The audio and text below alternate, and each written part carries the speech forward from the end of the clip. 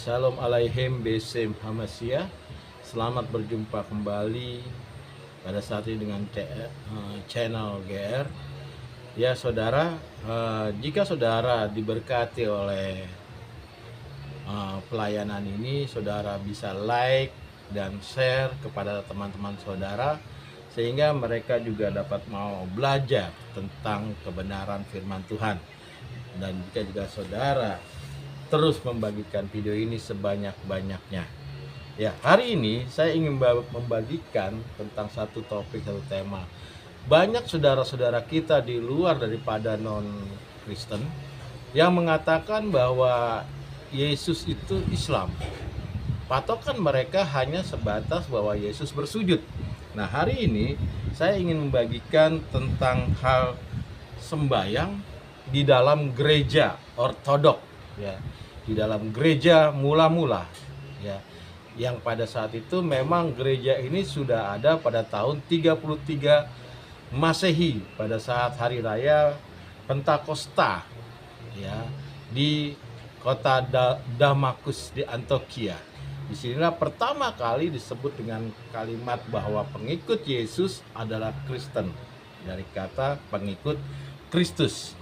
Ya, saya akan bagikan, ya, kenapa pada masa itu para rasul dan bapak-bapak gereja dan gereja ortodok yang ada melakukan sembahyang sebanyak sehari 7 kali.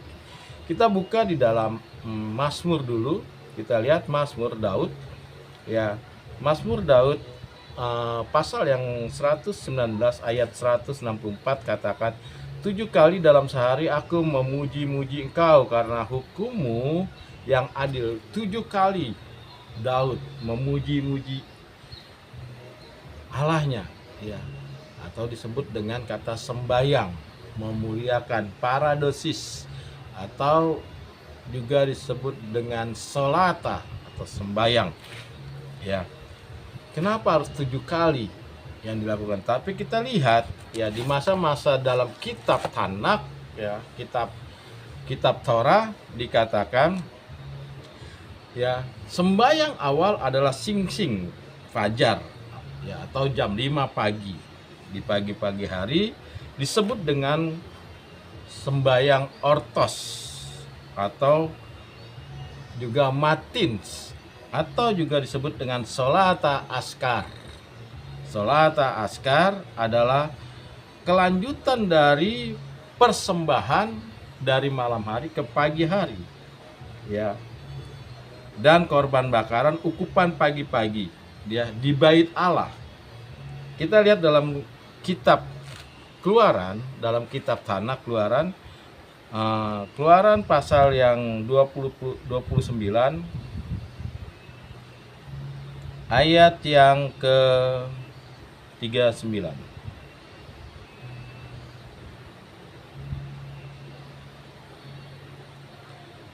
Domba yang satu haruslah kau olah pada waktu pagi, dan domba yang lain kau olah pada waktu senja, ya, pagi-pagi, mengadakan satu sembahyang, ya, dengan korban domba dan korban ukupan pagi-pagi benar, ya, sudah mengadakan untuk saya. Fokus sembahyang ini adalah memperingati turunnya juga Sang Firman Allah menjadi manusia ke dalam dunia, yaitu yang kita sebut dalam bahasa Latin adalah Natal atau kelahiran, dan juga kebangkitannya, ya, dari antara orang mati, yaitu Paskah yang dirayakan setiap kali, ya, orang-orang Kristen merayakan tentang perayaan ini, tentang mengingat tentang bagaimana Sang Firman mengambil daging, kelahirannya, Natal, dan kebangkitannya. Itu jam 5 pagi. Ya, itu sebabnya, ya, sampai saat ini gereja-gereja ortodok juga melakukan sembahyang jam 5 pagi. Karena mengingat akan Sang Firman yang lahir menjadi manusia dan juga kebangkitannya. Ya. Lalu sembahyang yang kedua adalah sembahyang jam ketiga. Sembahyang ini memperingatkan tentang turunnya daripada Roh Kudus pada jam 9 pagi, ya, pada hari Pentakosta. Itu dituliskan dengan Kisah Para Rasul pasal 2 ayat 1 sampai 15. Dengan demikian, setiap hari kita selalu diingatkan atau makna Krisma yang telah kita terima, ya, jam 9. Pertama jam 5, jam kedua adalah jam yang ke-9, ya. Lalu jam yang ke-6, jam yang keempat dikatakan dilakukan jam 12. Ya, itu kita lihat dalam Kisah Para Rasul pasal 10. Kisah Para Rasul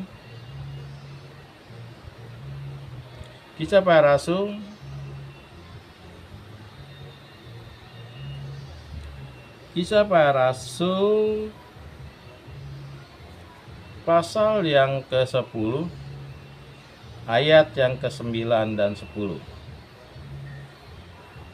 Dikatakan, keesok harinya ketika ketiga orang itu berada dalam perjalanan dan sudah dekat kota Yope, kira-kira pukul 12 tengah hari, naiklah Petrus ke atas rumah untuk berdoa. Jam berapa? Jam 12. Kenapa? Karena mengingat akan kematian, akan penyaliban Tuhan Yesus jam 12 siang. Dan juga para rasul juga datang ke rumah Yope untuk berdoa jam 12 siang mengingat akan penyaliban. Ya, jadi sembahyang jam 12 adalah mengingat akan penyaliban. Lalu yang berikutnya dikatakan dilakukan pada jam 3 siang saat Kristus menghembuskan nyawanya. Ya. Jadi selanjutnya jam 3 siang. Ya. Matius pasal 27. Matius pasal 27. Matius pasal 27 ayat 46. Dikatakan, kira-kira jam 3 berserulah Yesus dengan suara nyaring, Eli, Eli lama sabachthani. Artinya, Allahku, Allahku, mengapa engkau meninggalkan aku.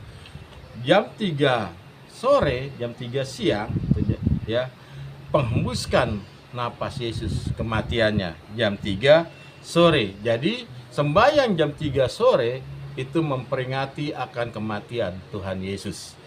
Dan yang selanjutnya, ya, selanjutnya dikatakan, inilah adalah kelanjutan sembahyang senja. Ini adalah kelanjutan dari korban bakaran. Ya, Keluaran pasal 29 ayat 38 sampai 39. Dan pembakaran ukupan sore hari dalam bait Allah perjanjian lama, Keluaran 30 sampai ke 8. Keluaran pasal 30 ayat yang ke-8. Dan saat itu Kristus dikuburkan dari jam 6 sore, memperingati tentang mayat Kristus diturunkan dari kayu salib dan dimakamkan, ya, jam 6 sore. Lalu sembahyang Purma Bujana, yaitu sekitar jam 7 sampai jam 8. Ini adalah sembahyang penyerahan diri kepada Allah karena kita akan masuk ke dalam lambang maut, yaitu tidur, ya. Mazmur pasal yang ketiga ayat yang keempat sampai kelima. Sama seperti Kristus menyerahkan nyawanya kepada Allah ketika hendak menghembuskan nafasnya, ia terakhir di kayu salib, ya, terakhir dia menyerahkan nyawanya dan masuk ke alam maut. Ya, jadi sembahyang jam 7 sampai jam 8 maut adalah kita mengingat pada saat kita masuk dalam ketiduran. Disitulah kita mengingat kembali bahwa kita tidur adalah mengingat akan kematian. Ya, tidak ada orang tidur yang sadar, semua tidak mengalami. Ya, kita perasaan baru merem dan kita sudah bangun, tidak mengingat kapan. Ya, jadi disitulah kita mengingat, kita berdoa, kita bersembahyang jam 7 sampai jam 8.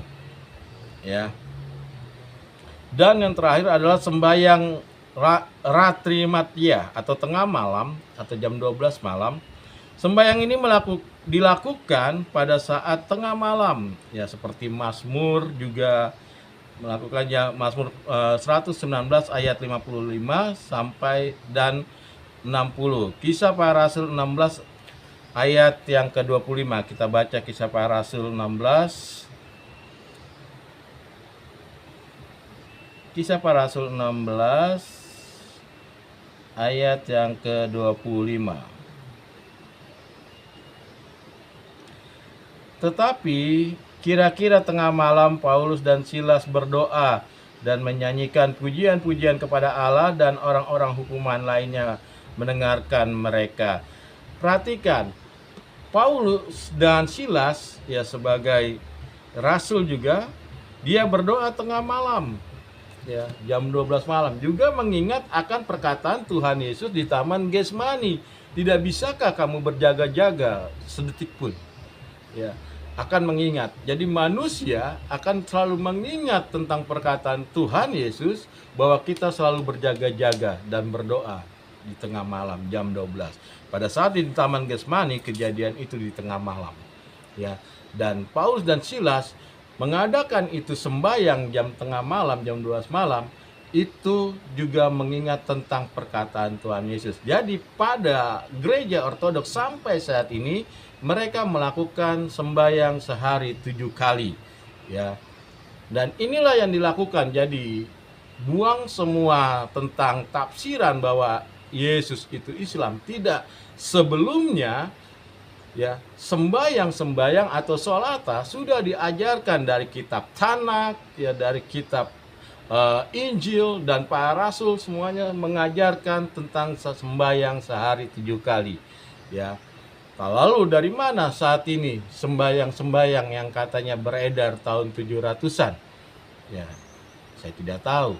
Intinya ya, perintah untuk melakukan cara liturgos, ya, bersembahyang telah diajarkan oleh Allah dari kitab Tanakh, Injil, dan para rasul melakukan itu semua. Sampai saat ini gereja ortodoks melakukan hal yang sama dengan apa yang diajarkan oleh Alkitab dan apa yang diajarkan oleh para rasul. Ya, itu aja yang saya bagikan. Kiranya Tuhan Yesus memberkati kita semua.